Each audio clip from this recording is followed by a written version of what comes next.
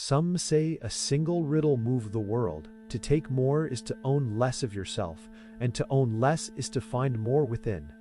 The king who sits at the center of a valley finds this riddle true in the quiet hours before the dawn. The halls of his palace whisper like an animal that cannot be calmed, and the story begins with a king who could not tell hunger from desire. The next hour would bring food, as if abundance could mend what naming could not tell, hunger from desire. The next hour would bring food, and then more food. King Elian ruled a fertile valley that supplied grain, fruit, and coin to many.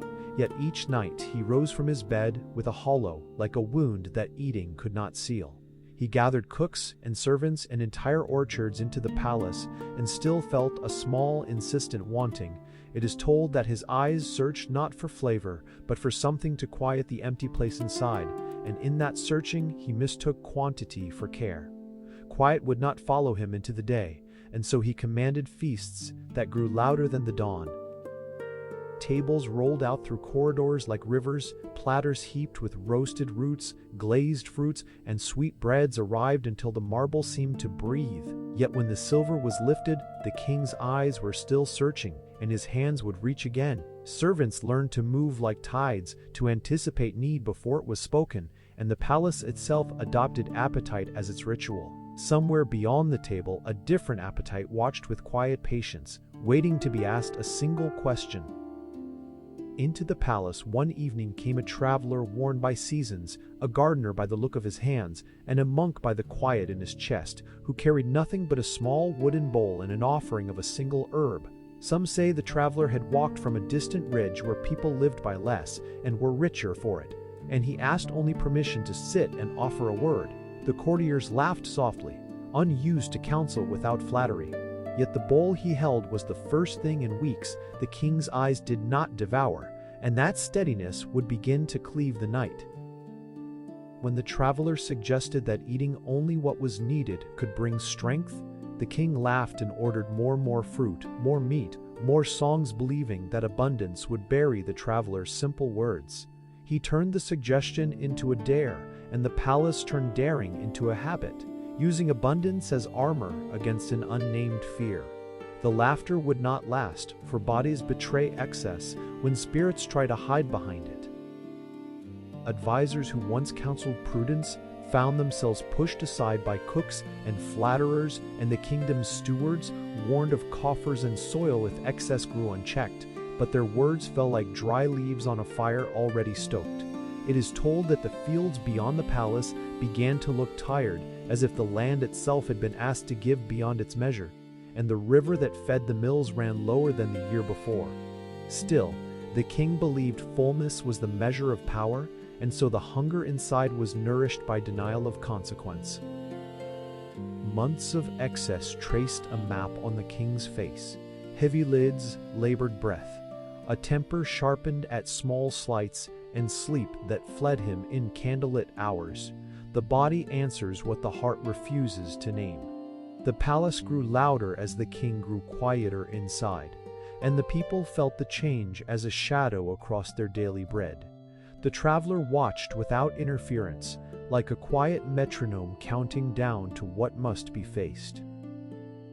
One dawn, the traveler returned to the table and set his small bowl before the king, saying only that strength came from measure and care, not from piling more upon more. The court jeered, but the king, hollow and curious, tasted the single herb within.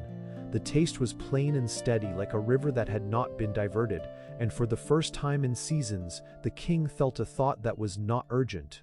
He felt the space to choose. That space would soon be tested by consequence, both personal and public. Weeks after the tasting, the king awoke one night with a shudder, his body refusing a command he had grown used to giving, and he fell silent in a chamber that had always echoed with his voice. A fever of the mind came upon him, sharp and unrelenting, and the palace felt the absence like a missing bell. The healers worked with herbs and heat, the traveler watching as one watches a storm cross the sea, and the court realized that excess had a bill that could not be paid with coin. From that stillness came the hollow that demands a new way forward. While fever carried him, King Elian dreamt of scales tipping and rivers drying, of a single tree splitting its seed between two birds and living, and he woke with the sense that an answer lived in the simplest things. Dreams like this have a way of drawing a ruler down from his throne and toward what is true, and so he asked to leave the palace in secret, to find the traveler who had offered a bowl. He would discover that the world outside the marble felt both harsh and honest, a place that would not flatter his hunger. A place that would not flatter his hunger. He found the traveler kneeling among a field of winter herbs, hands in soil, and the traveler spoke of a gardener's law: give what a root needs and not what your appetite desires. Feed a child with enough and the child will learn to care for the field. The traveler led the king through small acts of lentil shared between two, a single apple split and eaten with attention, and spoke of how nature balances yield by restraint, not by taking everything at once. The king watched the slow return of color to his hands, and noticed how clarity followed mij to get together. The traveler proposed a test. For 1 moon, the king would eat only what sustained him and send the excess to heal the land and the hungry, and if vigor returned, he should rule by measure. If not, he would resume his ways. The king consented with the weight of a man who had seen collapse and wanted to know if repair was possible, and the court grumbled while the fields received seed and bread. In the quiet that followed, the kingdom did not wither as feared, but began to breathe, slow at first, and then with a steadier tempo. Days passed, and with them came clearer counsel in the king's speech, steadier breath, and a body that no longer sounded like a bell struck too often. Advisors noticed his temper soften and his hunger for spectacle ebb, and the land that had been anxious showed shoots where it had seemed barren. The people, given what they needed, worked with steadier hands and fuller bellies, and the palace felt less like a demand and more like a place of shared purpose. The king began to understand that taking only what was needed had a strange surplus: time, clarity, and the confidence to stewed instead of consume. King Elian returned to his throne and, with a voice steadier than his former hunger, declared a law. The table would be set in measure, excess would be shared, and the fields would be tended with the same patience he had learned by a bowl. He asked his people to bind their desires to stewardship and to judge wealth by what it could sustain, not by how it dazzled.